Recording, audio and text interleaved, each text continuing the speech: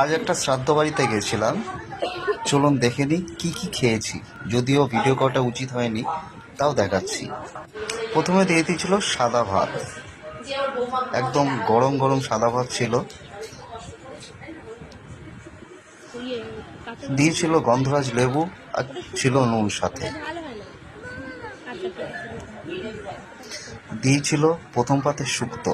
শ্রাদ্ধ বাড়ি মানে শুক্তো, এবং শুক্তোটা খুব টেস্টিও ছিল। খেয়ে দেখলাম খুব টেস্টি লাগছিল।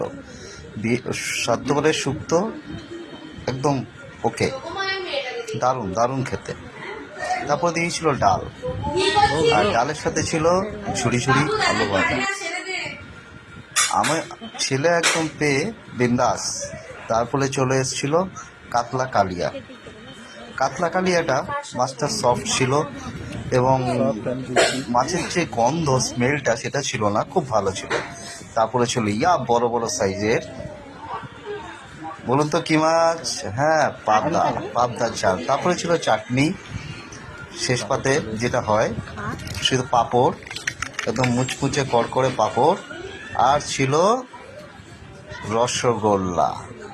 আর সবাই আইসক্রিম দেয়, এখানে দেখলাম মিষ্টি দই দিয়েছে, এবং দইটা খেতে খুব ভালো, ম্যাঙ্গো দই ছিল এটা।